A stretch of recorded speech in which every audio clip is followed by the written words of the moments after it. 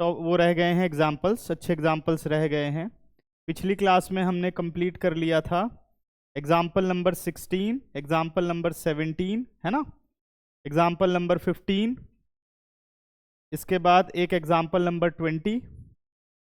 ठीक है, अब चलो स्टार्ट करते हैं। Example number 18 most important example है, ध्यान से इसको समझो। एग्जाम्पल नंबर 18,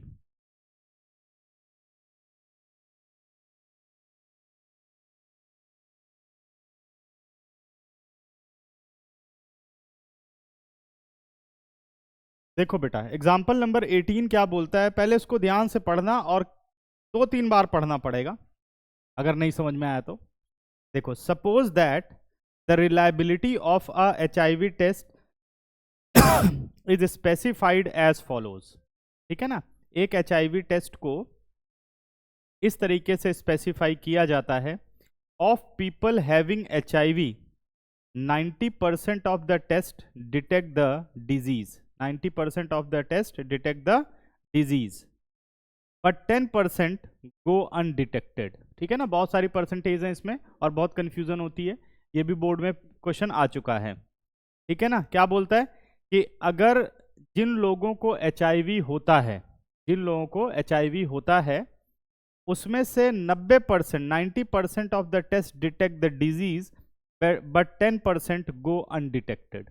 ठीक है, आगे क्या कहता है, of people free of HIV 99% of the test are judged HIV negative, but 1% are diagnosed as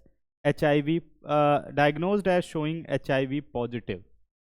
मतलब जो फ्री ऑफ HIV हैं उनका 99% टेस्ट पता चल जाता है, लेकिन 1% को ये बोल दिया जाता है कि HIV पॉजिटिव हैं वो, मतलब इनके 100% में कोई अनडिटेक्टेड नहीं है। सही है, 100 लोग गए तो 99 लोगों को बोल दिया गया कि आप फ्री हो, और एक बंदा फ्री होते हुए भी फंस गया। समझ गए, करेक्ट। आगे बढ़ते हैं। उसके बाद कहता है कि showing HIV positive from a large population of which only 0.1% have HIV।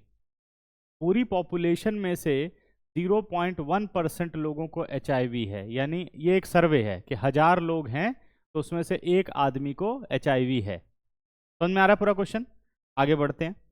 ठीक है ना, 1 person is selected at a random given the HIV test. मान लो एक आदमी को रैंडमली मैंने सिलेक्ट किया, तो क्या प्रोबेबिलिटी है कि उस आदमी को HIV होगा? जल्दी बताओ, टेस्ट नहीं हो रहा, एक आदमी को रैंडमली सिलेक्ट किया, उसके HIV पॉजिटिव होने की क्या प्रोबेबिलिटी है, ये बता दो जरा। 0.1%, शाबाश, 1/1000 है, ये कोई टेस्ट नहीं है। उसने कहा कि भाई पूरी पॉपुलेशन में से 0.1% लोगों को HIV हो सकता है, मतलब होता है, ये सर्वे कह रहा है। सही है ना, तो अगर वैसे प्रोबेबिलिटी बतानी हो कि ये HIV पॉजिटिव होगा कि नहीं होगा, तो प्रोबेबिलिटी है 1/1000 होने की, और ना होने की कितनी हुई? 1 माइनस, यानी 999/1000। ये सिंपल प्रोबेबिलिटी है। क्या ये डिपेंडेंट है, इंडिपेंडेंट इवेंट है? ये डिपेंडेंट है, इंडिपेंडेंट है? डिपेंडेंट है कि इंडिपेंडेंट है? रैंडमली किसी पर्सन को उठाया, क्या प्रोबेबिलिटी HIV होने की? कह रहा 1/1000 हो सकती है इसकी। ना होने की क्या हो सकती है? 999/1000। तो क्या कुछ डरने की बात है? भाई 1000 में है, अब एक बंदे के बारे में क्यों सोचेगा कि मैं ही वो हो सकता हूं? वो कहेगा मैं 999 में से एक बंदा हूं, यही होगा ना, तो कम है ना चांसेस। यही अगर 50-50% होता तो तब तो नाम लेते ही बंदा डर जाता। कोरोना में क्या हुआ था, क्या बोलते थे IITN जब ग्राफ निकालते थे कि भाई ग्राफ परसेंटेज बढ़ रही है, होने के चांसेस ज्यादा हो रहे हैं कोरोना, तो देखो मैक्सिमम लोग हो जाते थे। अब कोई कहे कि मैथमेटिक्स से क्या आप पता लगा रहे हो, वो तो बता दे रहा है ना कि भाई संभल के रहो, बहुत खतरनाक टाइम चल रहा है ना।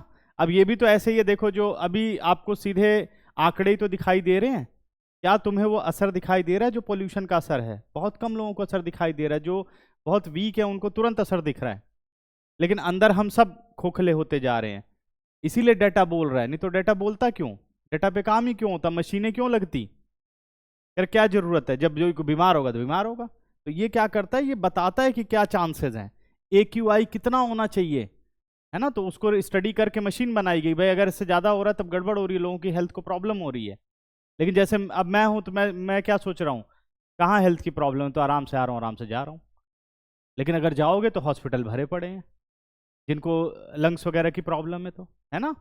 तो ये अब ऐसे होगा, ऐसे चलते चलते जैसे जैसे एज ढलती जाएगी, किसी की भी, जैसे मेरी है, किसी की भी इम्यूनिटी वीक होती जाती है, तब हमें पता चलना शुरू होगा कि भाई दिल्ली में रह रह के फेफड़े तो अंदर से काले हो गए हैं। होगा कि नहीं ऐसा, है ना। तो इसीलिए इतना सब परेशान रहते हैं ना। ठीक, आगे बढ़ते हैं। तो ये वही है बेटा, जो डाटा होता है वो यही काम करता है।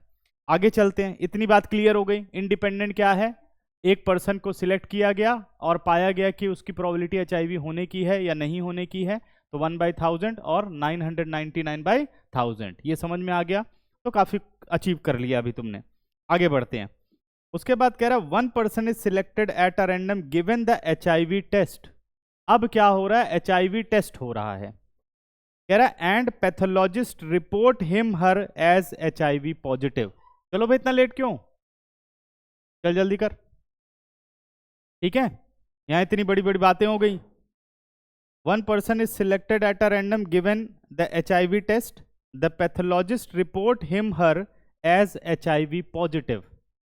What is the probability that the person actually has HIV? अब क्वेश्चन को थोड़ा और खोलते हैं। क्या बोल रहा है कि भाई एक पर्सन को सिलेक्ट किया गया, सही है, तो उसका HIV होना या ना होना एक इंडिपेंडेंट इवेंट है, समझ गए।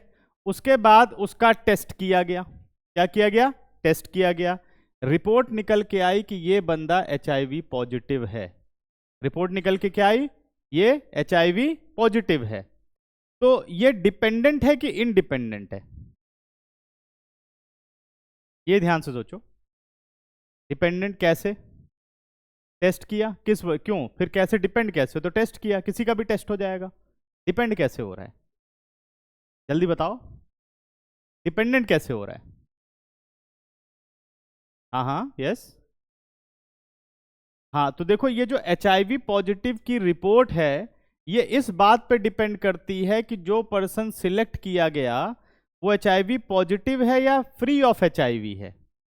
अगर मान लो वो HIV पॉजिटिव है, तो इसका मतलब उसकी डिजीज डिटेक्ट हो गई है।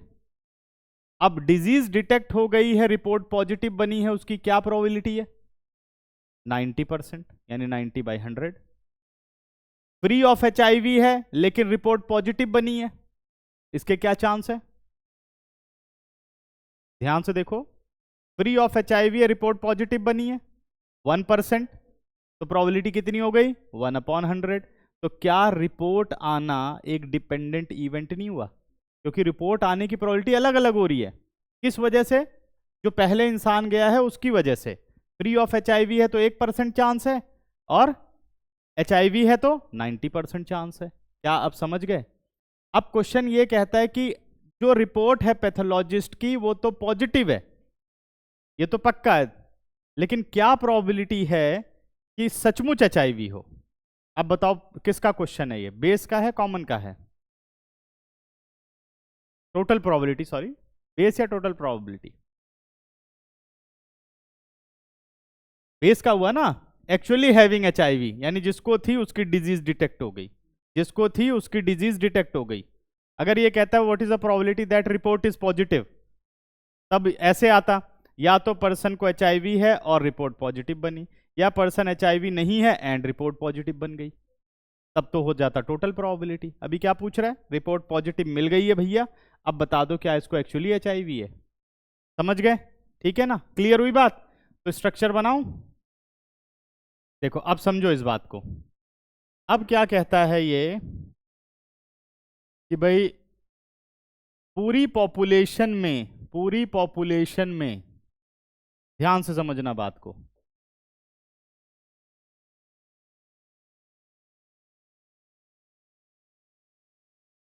ठीक है।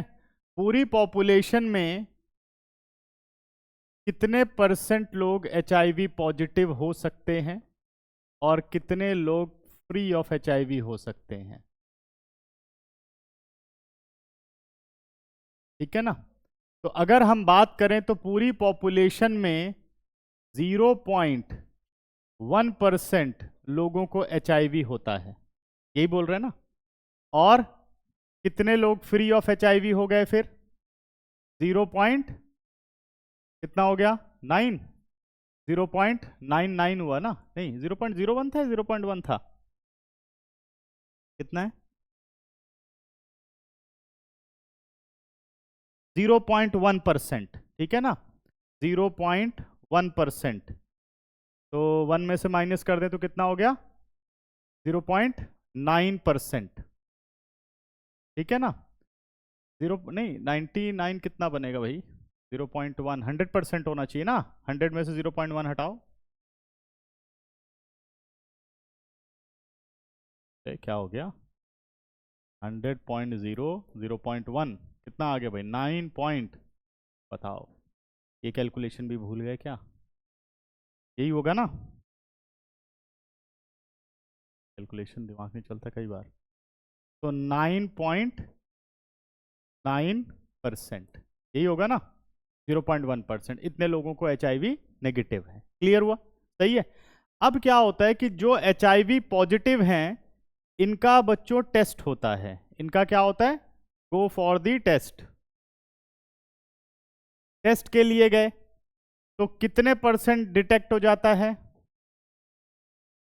90% डिटेक्टेड। और 1% गो अनडिटेक्ट, 10%, 10% क्या होता है? अनडिटेक्टेड, ठीक है ना। तो ये हो गया हमारा 10% अनडिटेक्टेड।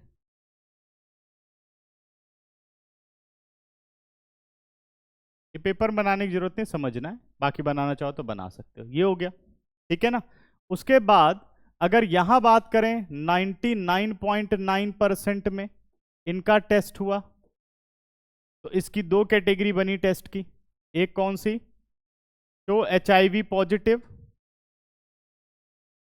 कितने %? 1%। और फ्री ऑफ HIV,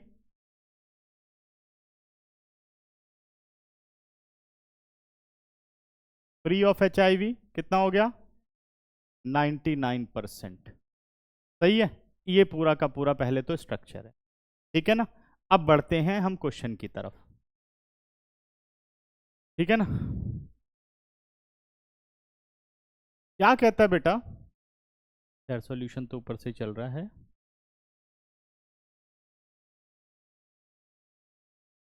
ठीक है, अब देखो क्या कहता है। यहां से एक बंदे को उठाया गया, वो या तो इस कैटेगरी में होगा या तो इस कैटेगरी में होगा। ये इंडिपेंडेंट इवेंट्स हैं। तो let E1 and E2 be the events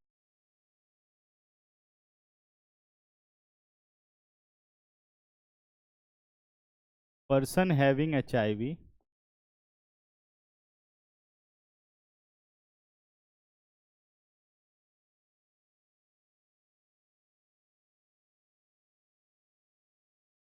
and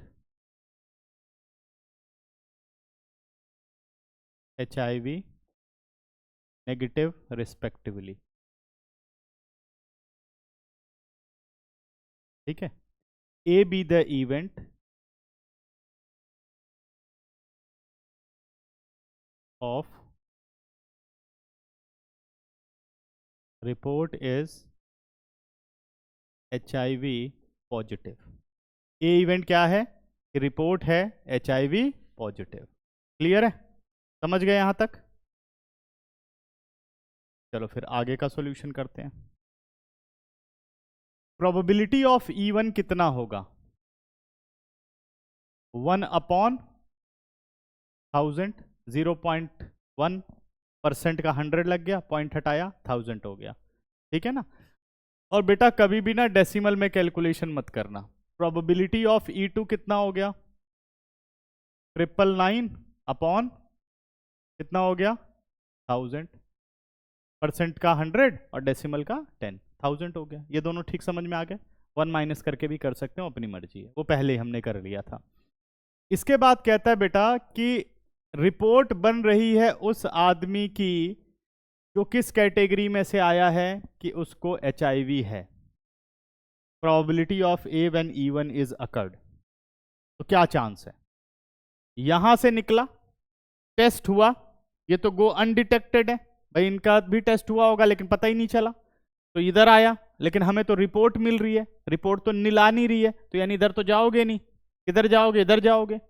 90% क्या है? HIV पॉजिटिव है, यानी सही रिपोर्ट बनी है, बंदे को था भी, रिपोर्ट भी सही बनी है, तो प्रोबेबिलिटी कितनी हो गई? 90/100। करेक्ट है। प्रोबेबिलिटी, रिपोर्ट बनी लेकिन उस आदमी की बनी जो फ्री ऑफ HIV ग्रुप से आता था। जरा सोचो ध्यान से, यहां से आया था, टेस्ट हुआ, इसमें तो दो चीज हो सकती है, मतलब रिपोर्ट दो तरीके से बन सकती थी, वो कह सकते हैं HIV पॉजिटिव, कह सकते हैं HIV नेगेटिव। ऐसी रिपोर्टें बनी थी क्योंकि उनका 100% डाटा हमारे पास है, इनका नहीं है। सही है ना? तो HIV पॉजिटिव, HIV नेगेटिव, तो रिपोर्ट किस तरफ हमें लेके जा रही है? पॉजिटिव की तरफ। इसका मतलब 1% की तरफ हो गया वो, 1/100। सही है, क्लियर कट हो गया क्वेश्चन, कोई डाउट तो नहीं? अब कहता है बेटा कि रिपोर्ट हो गई पॉजिटिव, क्या चांस है कि उसको सचमुच HIV हो? Probability of even when A is already occurred, वही तो है कि सचमुच HIV हो, है ना? इवन में ही तो HIV है उसको। तो अगर मैं बेस थ्योरम अप्लाई करूं तो क्या बनेगा? Probability of even into A when even is occurred upon probability of even into A when even is occurred plus, ऐसे क्वेश्चन आ रहे हैं अब बेटा, ठीक है ना, ज्यादा ऐसे ही आते हैं कंफ्यूज करने वाले। probability of E2 into A when E2 is already occurred। अब आ जाओ, probability of E1 कितना है? 1/1000। A when E1 is occurred 90/100।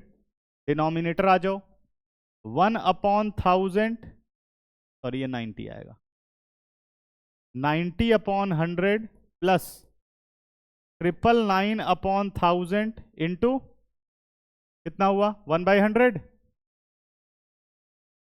अब सॉल्यूशन देखो बेटा क्वेश्चन का। अब मैं इसीलिए ऐसे करता हूं कि सीधा का सीधा सॉल्व हो जाता है ये, कोई डेसिमल वगैरह नहीं लेना आपको। नीचे से कितना कॉमन आ रहा है? नीचे से 1 लाख कॉमन आ रहा है, ऊपर भी 1 लाख है, और 9 कॉमन आ रहा है। ऊपर से 9 भी तो आ रहा है ना, 90 ना लेने की बजाय पहले 9 ही आएगा, 90 तो आएगा नहीं। तो सारा कट के बचा क्या? देखो ध्यान से, 9 10 जा 90, ऊपर 10 आ गया, नीचे यहां पे 10 बचेगा, प्लस 111 बचेगा। बताओ बच्चों, ठीक कर रहा हूं? 9 कॉमन लिया है और नीचे से 1 लाख कॉमन लिया है, यही बचेगा ना, और सारा कट कट कर गया। अब बचा कितना? 10/121। आंसर चेक करो, पॉइंट में आ रहा है? रुक, ये देख, इसको अगर मैं 9 से काटूं तो 9 10 जा 90, और 9 1 जा 9, 9 2 जा 18, 9 1 जा 9। सही आ रहा है? देखो कैलकुलेशन कैसे आराम से निकाल ली।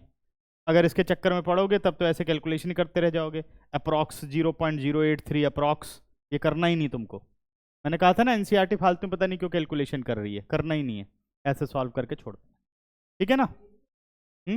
बेस तो आना ही आना है, ज्यादा और कम नहीं, आना ही है ये। ठीक है, नोट कर लिया? चलें आगे? कर, जल्दी कर, फिर चलते हैं आगे।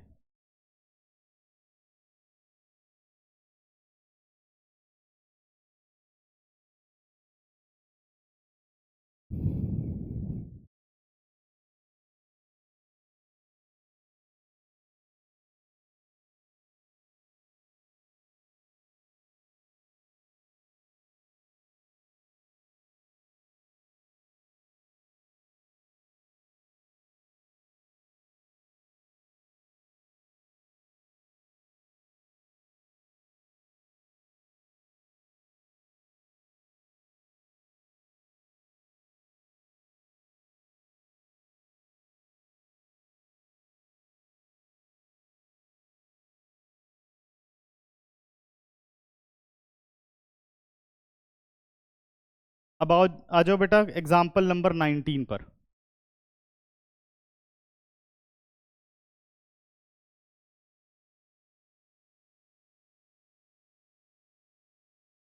19th एग्जाम्पल क्या कहता है? In a factory which manufactures bolts machines A, B and C manufactures respectively 25%, 35% and 40% of the bolts. ठीक है ना?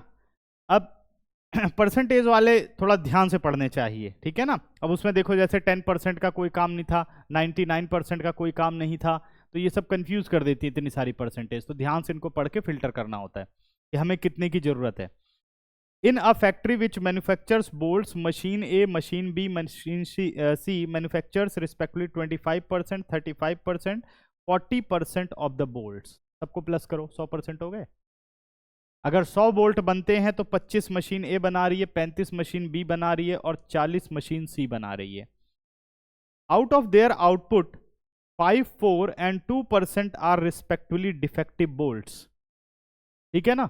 इनके आउटपुट का 5%, 4% और 2% जो बोल्ट्स हैं वो डिफेक्टिव होते हैं, आउटपुट के defective.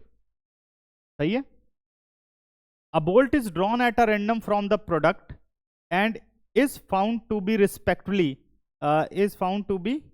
defective. What is the probability that it is manufactured by machine B?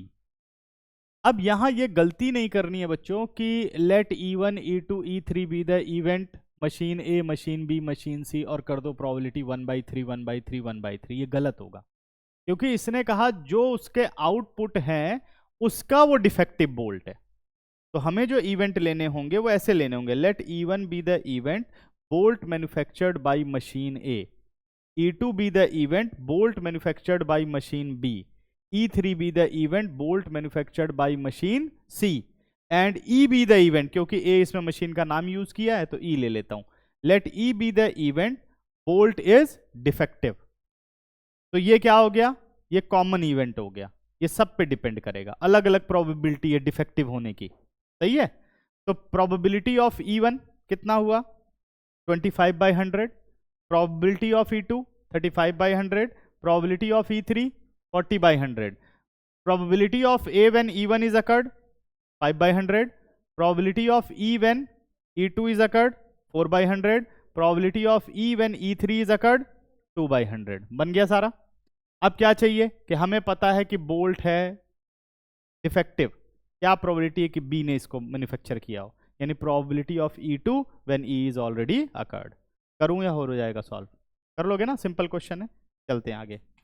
अब आ जाओ example number 21, most and most important question. ठीक है ना? एग्जांपल नंबर 21, 20 तो कर ही लिया था हमने। ठीक है ना? बहुत छोटा सा क्वेश्चन है लेकिन काफी कंफ्यूज कर देता है और गलत हो जाता है क्वेश्चन कई बार हमसे। ठीक है ना? इसको समझते हैं। देखो क्वेश्चन क्या बोलता है बेटा कि a man is known to speak truth 3 out of 4 times।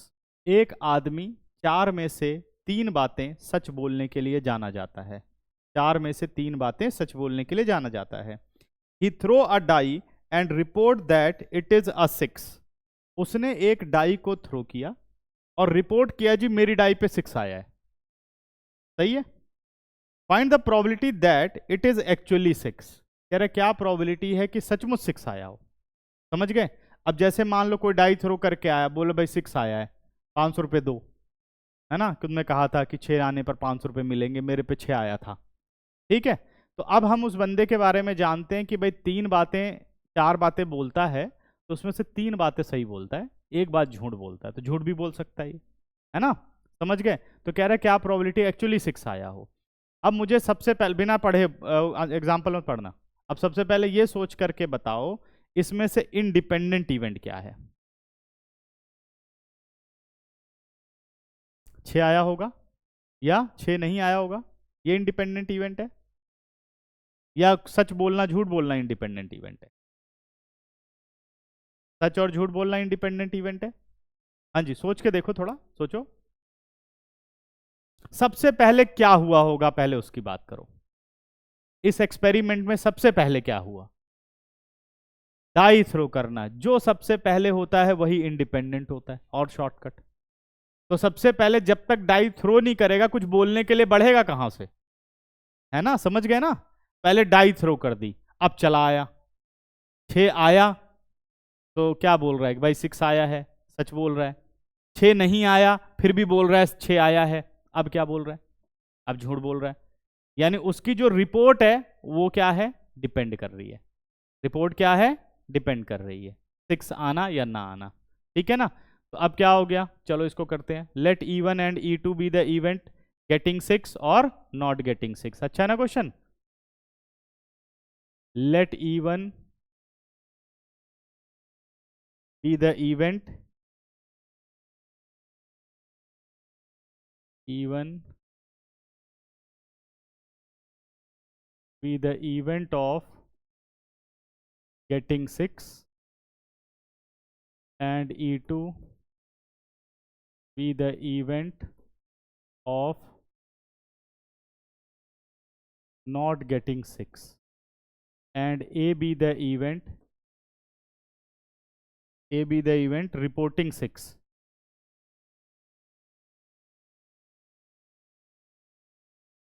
सही है। अब आ जाओ प्रोबेबिलिटी ऑफ E1, क्या बोलता है, डाई को थ्रो किया और उसको 6 मिला, क्या प्रोबेबिलिटी होगी बेटा, 1/6। Probability of E2 not getting 6, 5/6। कह रहा है उसने रिपोर्ट किया 6 और उसकी डाई पे आया था 6, इसका मतलब वो सच बोल रहा है, तो 3/4 हो गया। 4 में से 3 बातें वो सही बोलता है ना। तो इस ये केस रहेगा।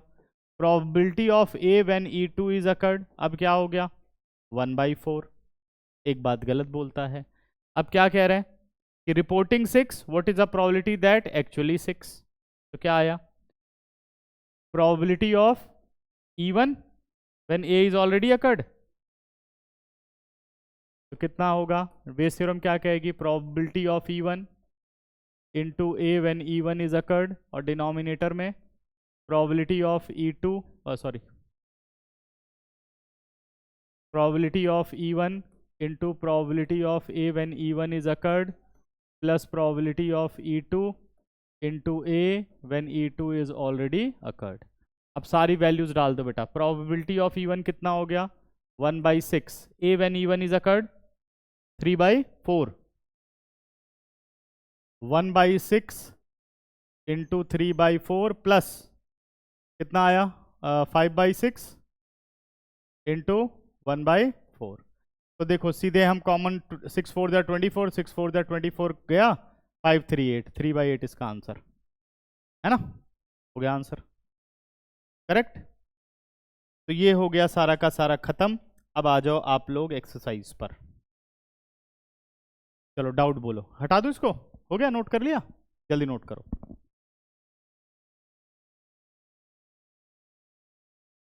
वन से 5 डाउट, 1 से 5 में क्या डाउट है, ठीक है। अब 5th मैं तुम लोगों के लिए छोड़ता हूं क्योंकि एग्जाम्पल 18 नहीं कराया था, सेम टू सेम क्वेश्चन है, 5th करोगे। और क्या तुम लोगों ने 4th कर लिया, ठीक है ना। चलो 1 बाय 1 मैं समझाता हूं, अगर तुम लोगों को लगता है कि सॉल्व कर लोगे तो छोड़ दूंगा, और नहीं तो सॉल्व करता हूं, ठीक है ना। चलो बच्चों देखो 3rd question. Of the students in a college, it is known that 60% reside in hostel and 40% are day scholar, ठीक है, नॉन रिसाइडिंग इन हॉस्टल, ठीक है ना। 60% हॉस्टल में रहते हैं, 40% जो है वो डे स्कॉलर हैं, ठीक है ना, समझ गए। In previous year result report that 30% of all the student who reside in the hostel attend A grade. कह रहा प्रीवियस ईयर में जिनको ए ग्रेड मिला है वो क्या करते, कितने परसेंट थे, 30% थे, और वो कहाँ रहते थे, हॉस्टल में रहते थे। 20% of the day scholar attend A grade their annual, और क्या बोल रहा है, डे स्कॉलर, अच्छा, and their annual examination at the end of the year one student is chosen at a random from the college and he has an A grade, what is the probability that student is hosteller. अब मुझे एक बात बताओ कि यहाँ पहले क्या होगा, अगर एक बंदे को सिलेक्ट किया जाएगा तो सबसे पहले क्या इवेंट उठेगा, वो हॉस्टल में है या डे स्कॉलर है, क्योंकि उस पर डिपेंड करती है किसकी प्रोबेबिलिटी, ए ग्रेड की। तो let E1 and E2 be the event student reside in hostel और and day scholar, E be the event getting A grade. तो probability of E1 60/100, probability of E2 40/100, probability of E when E1 is occurred 30/100, probability of E when E2 is occurred 20/100। सही है। अब क्या चाहिए?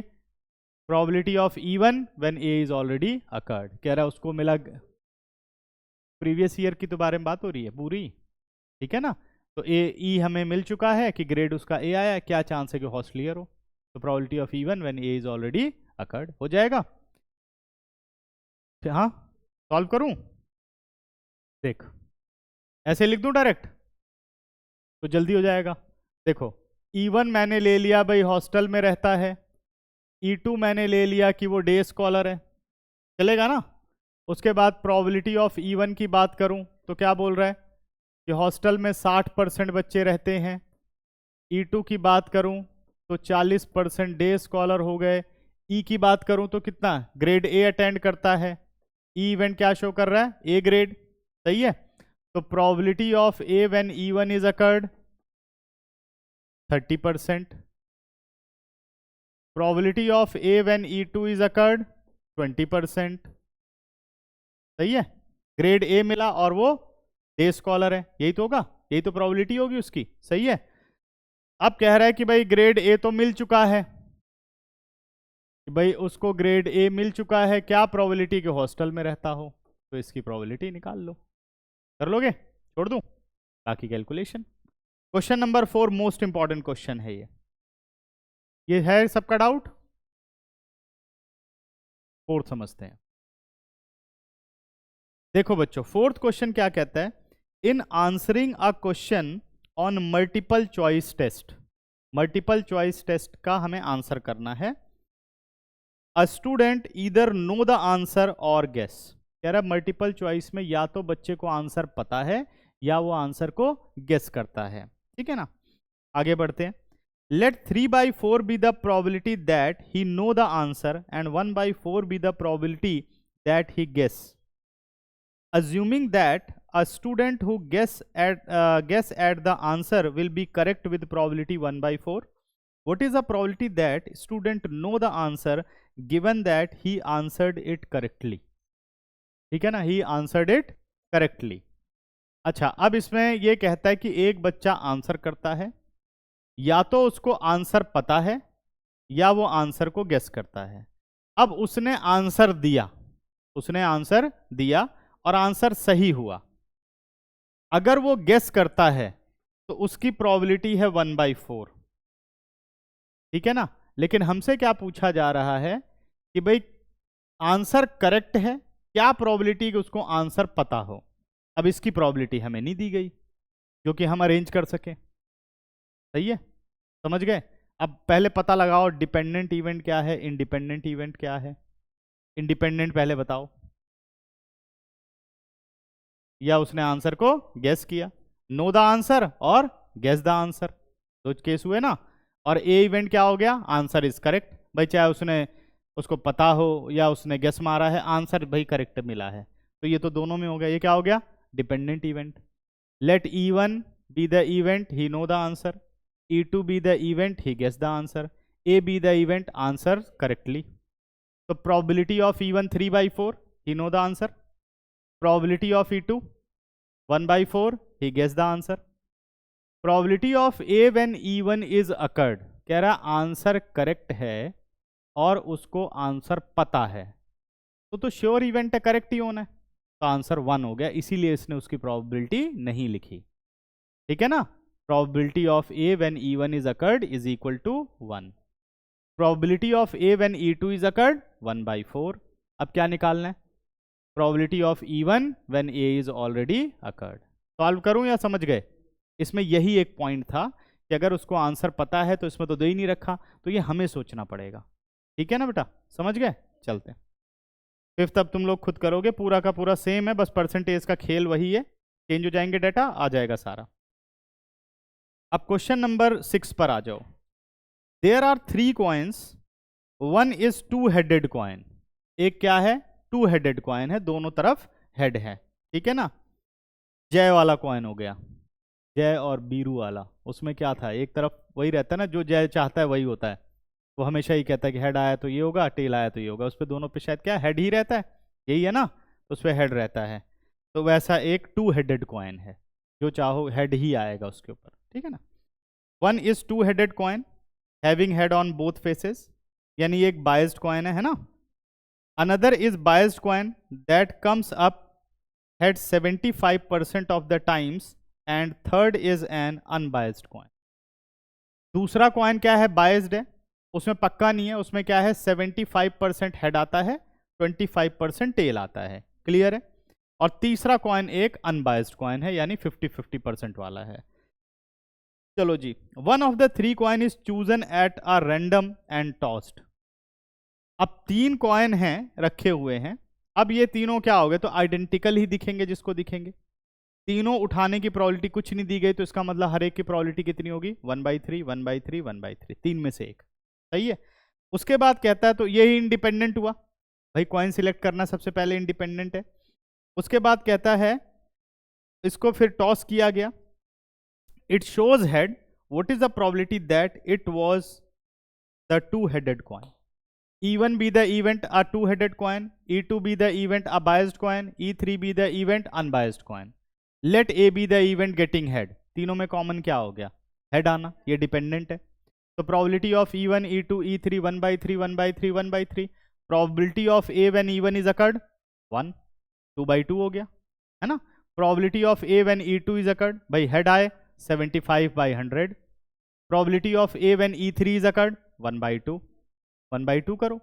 अब क्या चाहिए कि भाई मुझे मिला हेड, यानी probability of A already occurred, क्या चांस है कि 2 हेडेड कॉइन हो, probability of E1 when A is already occurred.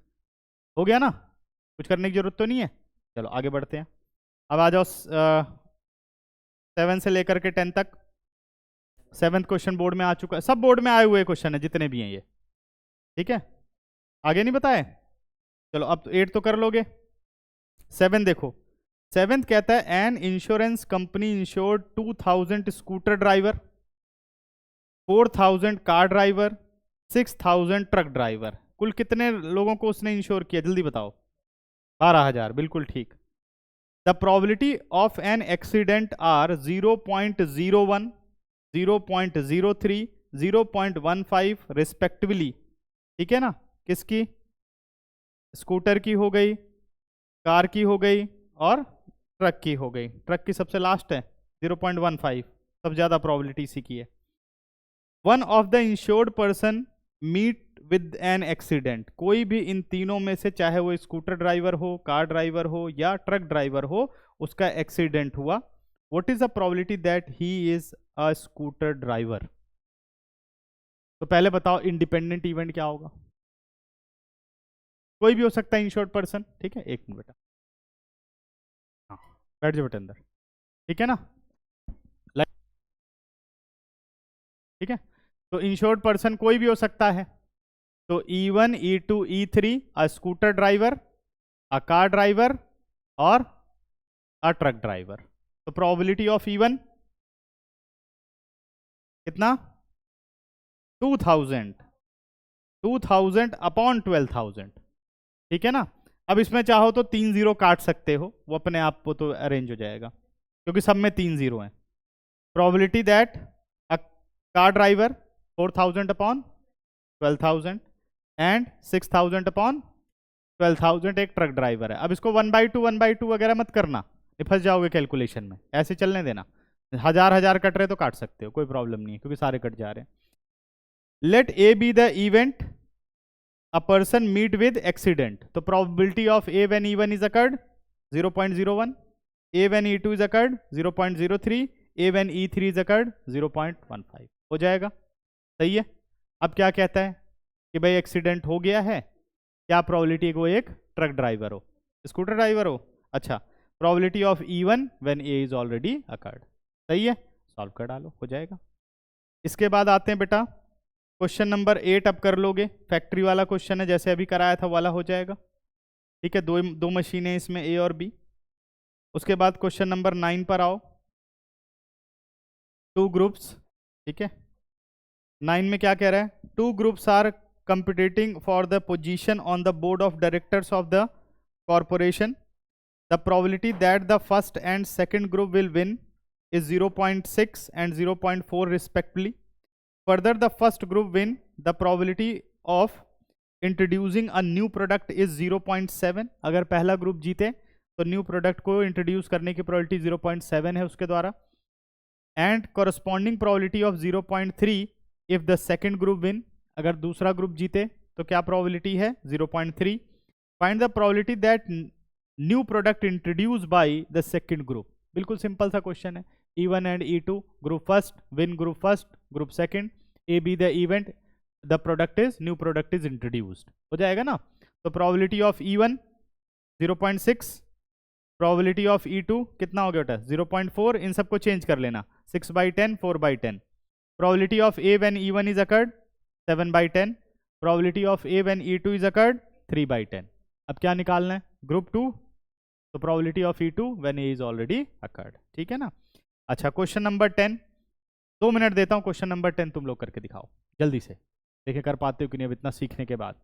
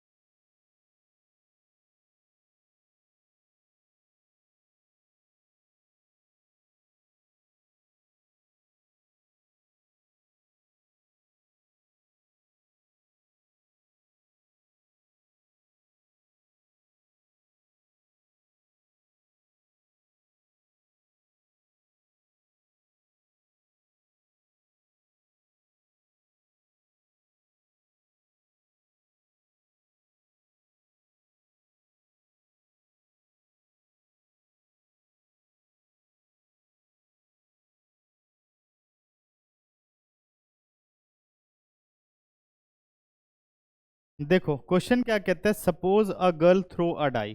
ठीक है ना. If she get 5 or 6, she toss a coin 3 times. एक कॉइन को 3 बार टॉस करती है. हाँ कर कर, बस मैं तो पढ़ रहा हूँ. And notes the number of heads. ठीक है ना. If she get 1 2 3 4, she toss a coin once. बेटा जी बैठ जाइए, आप बिठा दो. अभी स्टार्ट होगा ना, अभी तो मैं 12th का ले रहा हूँ. ठीक है ना. हाँ जी बैठ जाओ. हाँ हाँ कोई बात नहीं बेटा बैठ जाओ.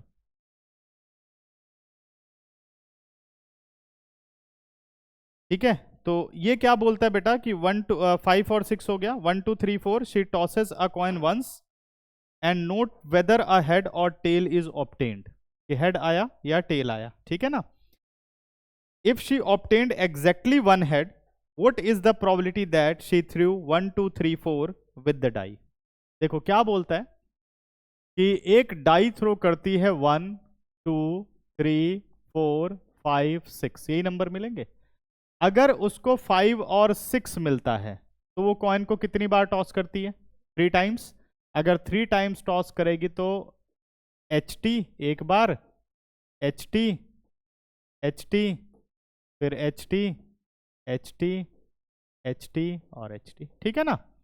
और अगर 1 2 3 4 ये मिला तो कॉइन को एक बार टॉस करती है, हेड या टेल। सही है, करेक्ट है। और अगर उसे एग्जैक्टली वन हेड मिलता है, क्या बोल रहा है उसने क्या बोला? If she obtained exactly one head. सही है, तो दोनों केस में एग्जैक्टली वन हेड हो सकता है, हो सकता है ना। तो अगर उसे एग्जैक्टली वन हेड मिलता है तो क्या प्रोबेबिलिटी कि उसने 1 2 3 4 थ्रू किया हो? तो क्या ऐसा हम कर सकते हैं? Let E1 be the event they threw 1 2 3 4 and E2 be the event 5 or 6, ले सकते हैं ना। let A be the event getting exactly one head। सही है, तो सबसे पहले ये बताओ कि प्रोबेबिलिटी ऑफ E1 कितना होगा? क्या 4/6 होगा? 4 केस हो गए ना। और प्रोबेबिलिटी ऑफ E2 कितना होगा बच्चों? 2/6 होगा। कोई कैंसिल नहीं कर रहे, डिनोमिनेटर सेम चलने दो। सही है, उसके बाद कहता है probability of A when E1 is occurred. ठीक है, नहीं इसको ले लिया E1, कोई बात नहीं, वो पहले लिखा था इस वजह से, कोई भी ले सकते हो आप, बस अपने क्वेश्चन को उस हिसाब से हैंडल करो। ए व्हेन E1 इज अकर्ड बेटा, एग्जैक्टली वन हेड के चांस क्या हुए? कौन एक ही बार टॉस हुआ है, तो एग्जैक्टली वन हेड के चांस 1/2 है ना। अब दूसरा, probability of A when E2 is occurred, अगर ये आया होगा तो कौन 3 बार टॉस हुआ है, एग्जैक्टली वन हेड निकाल के देखो, देखो कितने केस बने एग्जैक्टली वन हेड बेटा। एग्जैक्टली वन हेड का एक केस तो ये है, वैसे तो पूरा सैंपल स्पेस ही बना लेना, 8 केस बनते हैं, है ना। मैं तो डायरेक्ट कर दे रहा हूं, एक ये बन गया, दूसरा एग्जैक्टली वन हेड कहां बनेगा? एक ये बन गया, ये हो गया। तीसरा एग्जैक्टली वन हेड कहां बनेगा? ये बन गया। यानी H T T, T H H, नहीं टी एच टी और T T H, exactly one head 3 case हुए ना। तो प्रोबेबिलिटी कितनी हो गई? 3/8। अब कहता है उसको मिला एग्जैक्टली वन हेड, क्या प्रोबेबिलिटी को क्या थ्रो किया उसने? 1 2 3 4 E1 when A is already occurred. कर दो जरा कैलकुलेशन बच्चों जल्दी से।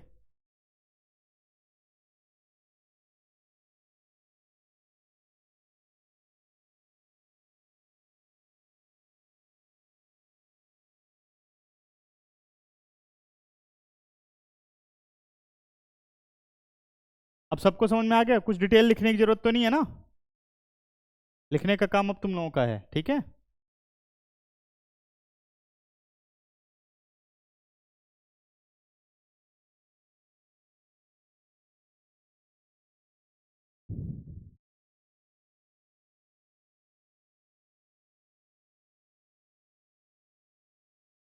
डन, आगे आंसर बाकियों का बच्चों।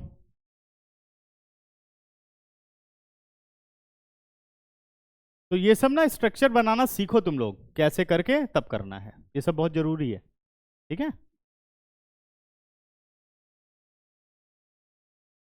कितना आ रहा है?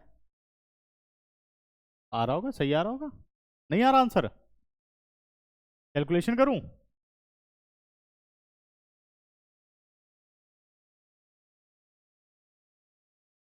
अनन्या यही आंसर आ रहा है 8/11, तेरा क्यों नहीं आ रहा? Probability of E1 when A is already occurred, तो प्रोबेबिलिटी ऑफ E1 पहले तो होगा 4/6 इंटू 1/2, 4/6 इंटू 1/2 प्लस E2 कितना हुआ?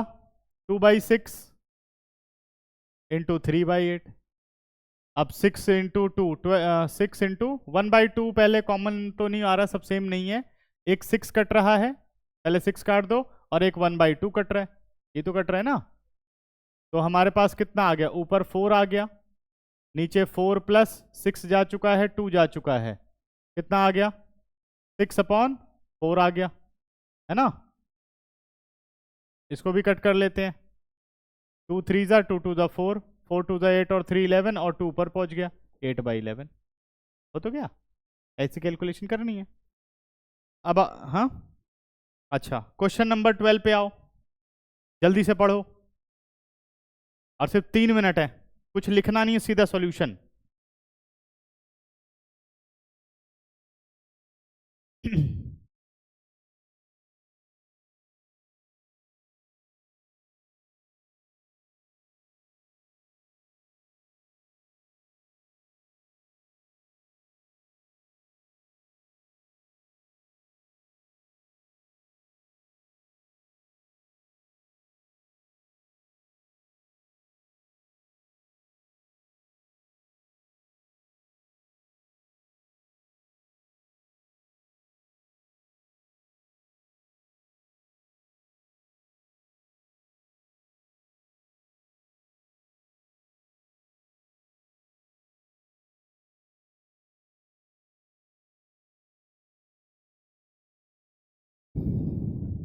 क्या क्वेश्चन समझ में आ गया सबको?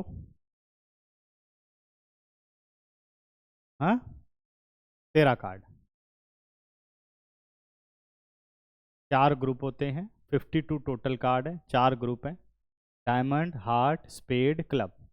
डायमंड 13, हार्ट 13, स्पेड 13 और क्लब 13। तो जिसमें से हार्ट और डायमंड क्या होते हैं, रेड कलर, और स्पेड और क्लब ब्लैक कलर। ठीक है ना, देख ले, नहीं आया तो मेरे को बताना। समझाया था कभी मैंने, कभी समझाया तुम लोग कार्ड के बारे में? बता तो रखा ही होगा, है ना। हाँ, हर साल ही बताता हूँ। हाँ, बोल, ट्राई कर, ट्राई कर।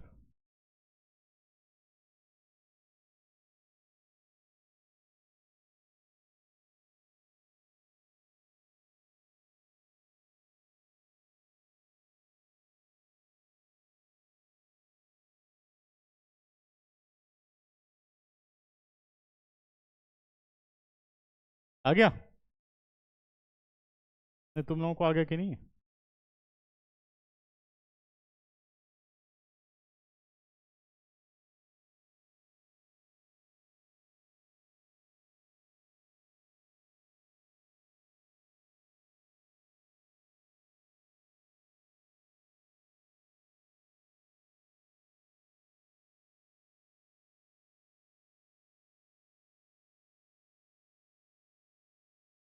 ये देखो, teachu.com से आ गया, दिख रहा है?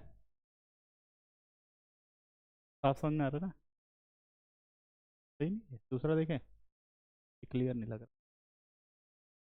हाँ, ये clear लग रहा है, लेकिन इसमें फोटो नहीं है, रहने दे, इससे नहीं आएगा।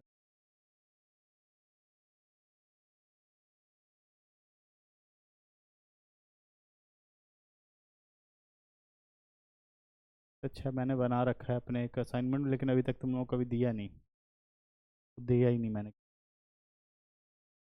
यही ठीक है, ठीक है ना। ये देखो, ये है हमारे पास प्लेइंग कार्ड्स, समझ गए? प्लेइंग कार्ड्स में ये होते हैं क्लब, ये क्या है, क्लब कार्ड्स हैं, ठीक है ना। ये कौन से हैं, क्लब, है ना। ये ऊपर वाले कहलाते हैं क्लब, जो ऐसे पेड़ की तरह बने हुए हैं, ठीक है। और ये कहलाता है डायमंड, और ये कहलाता है हार्ट, ठीक है, और ये कहलाता है स्पेड। समझ गए ना, यही है। अब क्लियर? अब इसमें क्या होता है कि 4 तो ये एस कार्ड होते हैं जिसपे इक्का लिखा है, ये सही है, 2 रेड 2 ब्लैक, हर ग्रुप में एक होता है। ऐसे ही यहां पर इन्हें फेस कार्ड कहते हैं, जिन पे फेस बने हुए हैं। जे 4 हो गए, गुलाम, जोकर, जे, ठीक है ना। क्वीन 4 हो गई, 2 रेड 2 ब्लैक, और किंग 4 हो गए, 2 रेड 2 ब्लैक। समझ में आ रहा है? यही होता है प्लेइंग कार्ड। और 2 से लेकर के 10 तक नंबर कार्ड होते हैं। नंबर कार्ड पे बहुत कम क्वेश्चन आता है, लोगों को याद भी नहीं रहता, लेकिन कभी भी क्वेश्चन आ जाएगा। कहां से कहां तक होते हैं? 2 से लेकर के 10 तक नंबर कार्ड होते हैं। सही है। कितने नंबर कार्ड हो गए? 9। 3 क्या हो गए? कितने हो गए हर ग्रुप में? 3 फेस कार्ड, एक इक्का हो गया, एस कार्ड। एस फेस में नहीं आता। टोटल फेस कार्ड कितने हो गए जल्दी बताओ? हर ग्रुप में 3 है, ग्रुप 4 है, फेस कार्ड 12। कितने रेड कितने ब्लैक? 6 रेड 6 ब्लैक, आधे होते हैं हमेशा कलर के हिसाब से। Total 52 card. कितने रेड कितने ब्लैक? 26 red 26 black. कितने टोटल नंबर कार्ड जल्दी बताओ? नंबर कार्ड टोटल कितने? अब अटक गए जल्दी से, क्योंकि एक ज्यादा काम कोई करता नहीं इस पे। कितने हुए नंबर कार्ड? कितने होते हैं? 9। 9 4 जा 36। आज तक क्वेश्चन बहुत कम बनते हैं इसमें, वो भूल जाते हैं लोग नंबर कार्ड। ठीक है ना, यही एस फेस के चक्कर में अटके रहते हैं। ठीक, समझ गए? अब क्वेश्चन पढ़ता हूं, देखो क्वेश्चन क्या बोलता है। बहुत इंपॉर्टेंट क्वेश्चन है, 2-3 बार बोर्ड में आ चुका है। अ कार्ड फ्रॉम, बस यही बदलता रहता है, being a diamond, being a heart, being a club, यही चेंज करता रहता है। अ card from a pack of 52 card lost, 52 पत्तों में से एक पत्ता खो गया। ये डिपेंडेंट है इंडिपेंडेंट है जल्दी बताओ? 52 पत्तों में से एक पत्ता खो गया, डिपेंडेंट इंडिपेंडेंट? इंडिपेंडेंट भाई, पत्ता फेंट रहे थे, एक गिर गया तो इंडिपेंडेंट हुआ ना, कोई भी गिर सकता है। सही है, इंडिपेंडेंट हुआ। ठीक है, उसके बाद from the remaining card of the pack 2 cards are drawn. ये जो 2 आ गया है, इस पे अभी तक किसी ने ज्यादा ध्यान नहीं दिया होगा, तो इसमें फिर से अटक जाओगे, इसीलिए मैंने कॉम्बिनेशन हमेशा कहा करो सिलेक्शन में। ठीक है ना, 2 cards are drawn and found to be both diamond, और ये पाया गया कि वो दोनों कार्ड डायमंड के हैं जो हमने निकाले बाद में। Find the probability of the lost card being a diamond, कह रहा है क्या प्रोबेबिलिटी है कि खोया हुआ पत्ता भी डायमंड हो। सही है, तो इसका मतलब जो पूरा क्वेश्चन है वो 2 पार्ट में डिवाइड हो गया, गेटिंग डायमंड और नॉट गेटिंग डायमंड, या लॉस्ट कार्ड इज डायमंड और E two be the event not diamond. ठीक है, चलेगा ना? समझ में आ रहा है? ऐसे लिख दिया मैंने, थोड़ा देर हो रही है, अगली क्लास है ना। Lost card is a diamond card और E two be the event not a diamond, क्योंकि सबसे पहला काम क्या हुआ? पत्ता खोया है। सबसे पहला काम क्या हुआ है? पत्ता खोया है। तो जरा प्रोबेबिलिटी ऑफ इवन निकालते हैं। प्रोबेबिलिटी ऑफ इवन, अगर लॉस्ट कार्ड डायमंड है तो मुझे बताओ कि डायमंड के ग्रुप में कितने कार्ड होते हैं? 13 कार्ड होते हैं। तो यानी 13 में से कोई एक पत्ता खोया होगा और 52 में से कोई एक खोया होगा। कॉम्बिनेशन समझ में आई? जब भी सिलेक्शन कार्ड बॉल्स का है, हमेशा कॉम्बिनेशन को दिमाग में रखो, नहीं तो गड़बड़ हो जाती है, सब भूल जाते हैं। वही 13 में से 2 तब भी लिख देंगे 13/52, ऐसा नहीं है। ठीक है ना, तो फेवरेबल में एक पत्ता खोया था, तो 13 में से एक, 52 में से एक। अब जरा प्रोबेबिलिटी ऑफ E2 बताओ। नॉट अ डायमंड, कितने कार्ड बचे? 39। कितने बचे? 39। तो 39 C1 में से एक जा रहा है, 52 C1 में से एक जा रहा है। यहां से भी डायरेक्ट कर सकते हैं बेटा। ये कितना आंसर आ रहा है? 1/4, तो ये आ जाएगा हमारा 3/4। लिख दो ना डायरेक्ट, चलेगा? तुम लोगों को तो मेन थ्योरेटिकल समझनी है बात। अब कह रहा है कि उसके बाद जब पत्ता खो गया, अब बताओ उस कार्ड में ग्रुपिंग कैसे है, क्या कितने कार्ड बचे हैं? 51 बचे हैं। इस 51 में खासियत क्या है?